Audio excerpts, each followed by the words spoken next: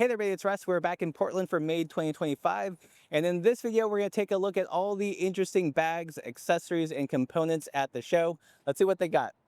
This video is brought to you by Velo Orange, inspired by tradition but built for today. So we came out with this. It's called the on-demand storage, on-demand sack is what we're calling it, ODS. So this rides right on your top tube or on your handlebars, wherever you want to put it. And you simply just open up this piece of Velcro, and then it's got a little spot inside to store it. And then you can put literally whatever you want in there. It's got a little cinch if you want to keep it shut, but it is shot cord, so you can still get it in and out nice and easy. I make them in two sizes. So that's the larger one, and then this is the smaller one, just big enough for an algae. Same type of situation. Right. Price point's super good. So $30 for this, $35 for the big one. Yeah. All right, we're here with our friend Jim from Aries Sales. Tell us about what's going on over here. Well, this is idea came from you, which is the first off the line of the 110/74 Spider with one by also, so you get two cranks for the price of one. On top of that is our new super low profile front derailleur. It has the curvature to shift a crank like that. Okay. And the guys at Rivendell have been testing it out for us. And another thing here is, you know how like Q factors are going all over the place, Right. and the bracket it comes with has an adjustable Q factor. That's cool because typically we've seen front derailleurs with like a cage for a mountain bike, but the pull doesn't work with road shifters. This is to solve that problem. And it's basically, we sell, cranks like this, but we wanted to build something specifically for that super low profile range. So we're here with Wes from Bull Moose Soft Goods. Tell me about this interesting utility belt for your basket. Yeah, that's exactly when I describe it to people. I call it Batman's utility belt for your basket. I call it the Basket Boss. It's basically just like a wraparound liner. I make it for the 137, which is what this is. I also have a bigger 139 version. It's three different panels. Over here, you have a drink holder that also collapses down flat when you don't need it. Holds, beer cans. I've seen a small bottle of wine inside of it. You can kind of configure it a few different ways. Up front, little pocket, comes with two utility straps, good to keep them there, and then a little tab here for your blinky light, and then you got a U-lock holder off the other side. Yeah. Yeah, it looks like, is this a piece of cordage that holds it down, or? Yeah, so personally, I find that the bounce doesn't bother me too much, but some people, just don't want to have that rattling when they ride around. So this little cord just keeps it from bouncing around, but it's pretty stable either way. All right, so we're here with Braun. Tell us about this new fancy footwear you've got. Oh, well, thank you for coming. Thank you for checking out my smelly shoes. These have not been worn yet. This is a last minute decision, Right. being 101 degrees. Yeah. But if they're worn, they cost extra, right? Cost a little extra with that extra, salt and vinegar spice thrown in there. These are the trail worms that we've been making in collaboration with Stomp Blocks in Japan. We made a clipless shoe with them, the Slack, a few years ago, and been selling those on Ron's bikes. And so I guess, yeah, during the pandemic, Mamiya, who's the designer at Stomp Blocks, he just owns a small bike shop, Toxic Works, in Japan. And him and I just started drawing up. I wanted to do like a minimalist shoe that gripped on the pedal really well, had a wide toe box, and didn't look overly technical, which I had never seen a minimalist shoe that didn't look overly technical. So yeah, we started messing around with this design. We did a lot of different like soles before we settled on attaching it top stitch this way. Yeah. So yeah, we're just trying to pay off the molds now, just and of course with everything being 15% extra cost now with the Japan tariffs after we had invested a lot of money in this, it's kind of a bummer, but the price reflects that. So yeah, these are the trail worms. We have these in a brown color, a little darker than these on the website right now. And then moving up here, we have a boot collaboration that we started with Queen City Dry Goods in Vermont, who also happen to make some of our bags. Matt Renna is a shoe person, first and foremost. So when we started doing bags with them, I told him I think it's because my feet are so big. I'm into shoes, and my feet are kind of weird. They're long and narrow, very European. I've just always been into shoes, and so I told him, I was like, "Hey, I want to do a, I had been riding in like, in the wintertime, especially been riding in like, you know, like the mock toe, like Danner boots or the Red Wing style. And I like it. I like the look of it. I like a mock toe. It's very classic New England, you know. And so I wanted something lighter though. They were always too like bulky and heavy, you know, but the lighter ones I'd seen again looked too overly technical. So we just took a, you know, a Vibram sole with a really lightweight EVO foam midsole, and lined them with merino wool so they don't stink. Yeah. Which is nice. And of course, high quality leather. We designed a little tongue patch there. Yeah. Vermont handmade, bike hike specific.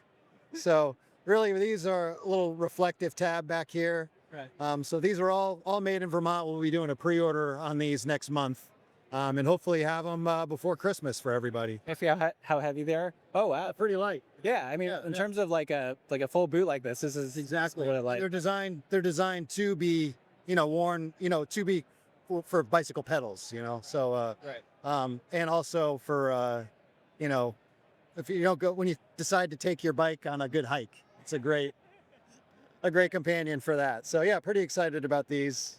Velo Orange is a passionate team of bike nerds that loves bikes just like us. Their motto is inspired by tradition but built for today. They have classic looking bikes and parts that fit modern standards.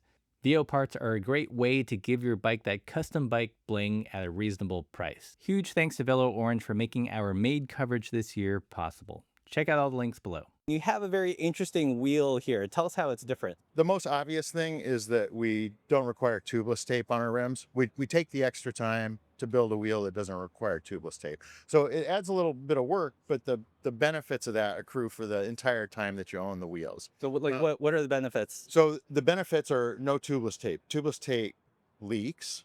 When tubeless tape leaks, it goes into the rim cavity. So if you've ever seen a tire that has a dry chunk of sealant in it, you know, from maybe it sat for a while, Yeah. well, that can happen inside your rim. Okay. You can get it out of your tire pretty easily. Good luck getting it out of your rim, right? So if, Right. and then your rim can, if it actually pools up in a spot, it can create an imbalance in the weight of the rim, which doesn't feel good if you're going fast. The other thing is most sealant is ammonia based, and so it eats aluminum nipples. I use aluminum nipples in my wheel with 100% confidence, Okay. right? Because I know that the tubeless tape isn't going to get to them. So all of our rims are asymmetric, which is way more important than this feature. This is a cool feature and everybody notices it, but Yeah. asymmetry makes wheel so much more reliable, stable, laterally stiff. It's got all those benefits. The question that most people are going to ask is like how,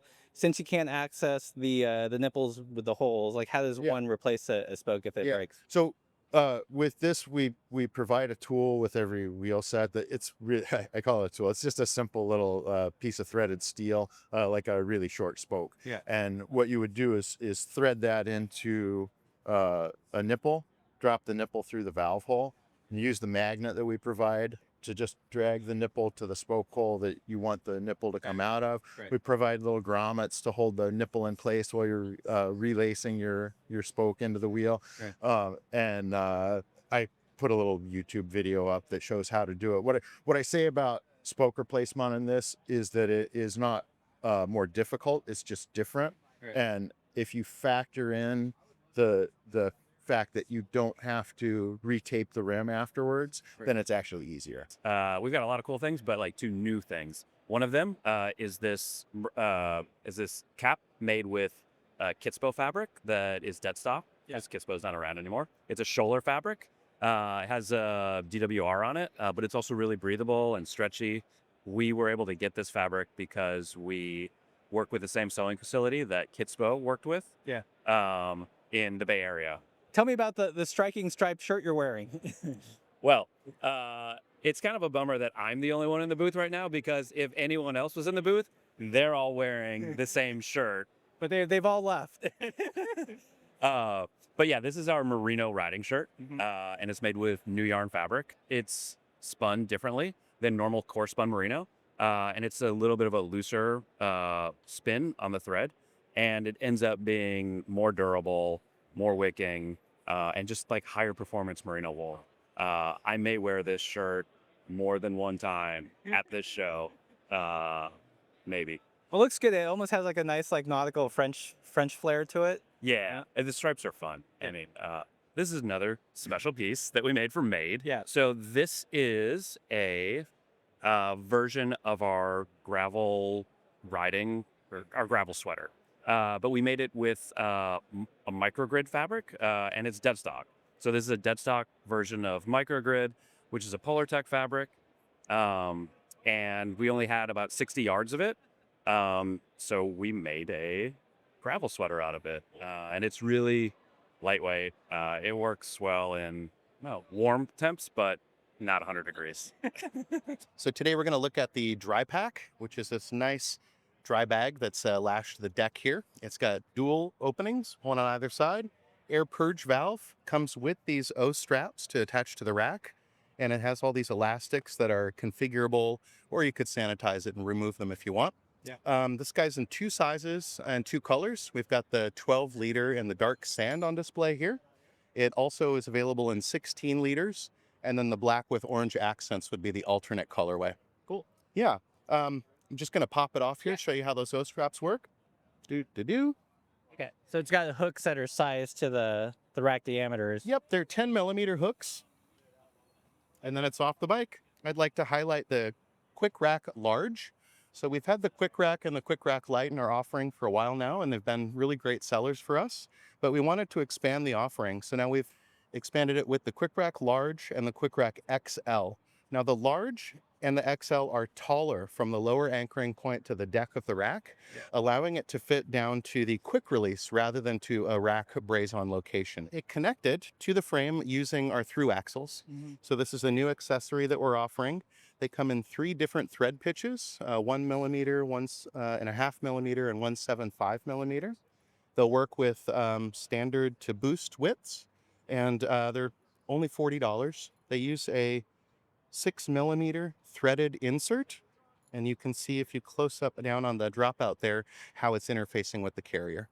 Cool. So you basically just only have to figure out the thread pitch, but you don't have to deal with the length. Correct. Yeah, it comes with a series of spacers, and you can configure those for different widths, and you just want to make sure it's centered in the dropouts so your rack isn't hanging off one side or the other. All right, so behind us we have some cool heat color changing fabric. There we go. Nice. You touch it when it's cold and it changes colors, or when it's really hot, you can rub some ice or your cold drink on it and it'll turn back. Yeah. And then this stuff glows in the dark. Apparently it'll go pretty much all night. That's what I was told. So yeah. When's the scratch and sniff coming out? Ooh, soon. Yeah. Soon. Yeah. Always coming soon. All right, so we're here at the Tanaka booth, and they've got all sorts of beautifully colored bottle cages to check out. Like this one is a side-loading cage, so if you've got a small frame and can't get your bottle out vertically, this will do it. And I love this kind of like real subtle earth tone green. Other colorways it comes in is this like beautiful kind of desaturated olive green, almost like a mustard, not as bright. Anyways, it's cool to see like some nice, chill, non-garish colors in a whole variety of bottle racks. They even have them in these super long cages. You could put like a really big water bottle, or you could use this to strap some gear. So probably one of the coolest things is this. This is the Tanaka rack. I featured this on the new Hotness, and here you can really see how it attaches to a basket. They've got these adjustable clips that'll wrap around the wire cage. And if you want to take your basket packing to the next level, this is definitely the way to do it. So you can run it either as a cool like kind of basket setup, or have like a mini porteur platform. You can see here it's got a traditional tombstone. So if you've got a randonneuring bag, that should probably slip on without a problem. So super versatile, mini porteur, or level up your basket packing. So it's been a year later, and we're back with Aaron from Madrone. Tell us what's happening and what you got in your hand there. Well, we're really excited. This is the customer version of the Jab derailleur. It's been available for about 3 weeks now. We had some setbacks. We were planning to launch this around Sea Otter this spring, and we had some quality issues with anodizing. We encountered tariffs, and so that was a difficult setback, but a lot of pre-order customers hung there with us, so we are very grateful to them. we're actively taking orders and shipping these. There's a bunch of options. You can configure it on the website. Point out kind of the customizable options. You mentioned Well, the first and most obvious thing is the color. Right now there's 4 color options: purple, blue, silver, and gray. That's one thing. You can also customize the mount type. So this is the standard mount. This is what I recommend if you're not sure what kind of frame you have. This will fit any frame. There's no issue with that. But we also have 2 versions of this where there's an additional stiffening plate. I'm going to turn around and grab it. This is an example of one of our stiffener plates. So this will attach, and on the outside of the frame, now this extra piece will strengthen the attachment of the derailleur. So there's one that fits on UDH frames. Yeah. And another version of it, very similar looking, but it allows you to run a T-type cassette. Okay. So it has that extra offset. That's another thing. And then the cage length is an option as well. So there's a long cage and a short cage. Mm-hmm. And you can actually hear in this one, if you listen to that sound, this is the new clutch that we're coming out with. Yeah. So there's a standard clutch and what we call a super clutch. So there's quite a few options. Okay, where are the cams that people can replace? Ah, yes, thank you. There was one more. The cam is this piece here. So at the moment, I think we have 9 cams released. It covers all the major 1x mountain and gravel drivetrains that are out there, 11 and 12 speed. And we continue to release these. We kind of have the backlog of customer requests. As you can imagine, we get every request under the sun. So we try to put them in order of priority. Yeah. But they're quite difficult to perfect these profiles. And that was one of the harder things during the development. But we do have 9 available, and there's more coming. Yeah. One update for your followers since last year. It is a 1x derailleur. So we've had to field a lot of questions about that. We had hoped and planned that it would be a 1x, 2x, and 3x compatible. Unfortunately, that's not the case, and we learned that the hard way. Yeah. So for everyone out there, it's 1x and 1x only. And as far as coming out with a 2x version in the future, that we have that in the hopper as far as requests noted. But right now, Madrone, we're so small, we just try to keep up with, what we have going, and that's the demand is noted. Yeah. We're here with our friend Philip from Cute Bikes, and today we're going to talk about this guy. This is the Brake Buddy. Tell us how this came about. So this kind of started with me and my son riding bikes and being just super into Lego, and he was like, I would love to bring my Lego or make a Lego bike or something like that. And I was like, oh, why couldn't we do that? And I had like a little circular Lego piece, and I was like, that's like the same size as this. Yeah. And so I met Brian last year with Yellowbird, and I was like, hey, what do you think about this? And he's like, that's hilarious. He's like, I have a kid and you would love it too. So it was pretty easy to convince him. And yeah, we're selling these at the show, and they're on the online store, and we can send them to you wherever you're at. Have they been selling pretty well? Yeah, they're selling really good. I'm hoping to get some sort of cease and desist soon. But yeah, it's super fun. It fits on every bike, and it's got some weight to it, and it's got titanium bolt for weight savings. We've been really stoked to have our buds from Ghost here with us. They're over from Japan. Couple of really creative people that make just great accessories like these twist flowers. Yeah. You've probably seen these things like all over the show. We've been like planning them on bikes, and It's a good pun. yeah. Yeah, thanks. I heard you guys have a newish handlebar coming out as well. It's on this Ronin bike here. But yeah, it is a bull moose version of our chromoly get around bar. Okay. Which is kind of a Simworks icon handlebar for us. Yeah. Little bit wider than the standard chromoly get around, and it's got kind of that classic chromoly 2-piece integrated stem. And All right, we're at the NKS booth, and they're actually going to launch a tool to adjust the preload of the bearings, but he's going to show us how to assemble a pedal. So let's check it out. All right, first the spindle goes in. Oh, is that a magnet or? Yeah, this pedal require 11 picks of the bearing balls to each section. Oh, that's so satisfying. Yeah, grease Agrees. and the other side. Okay.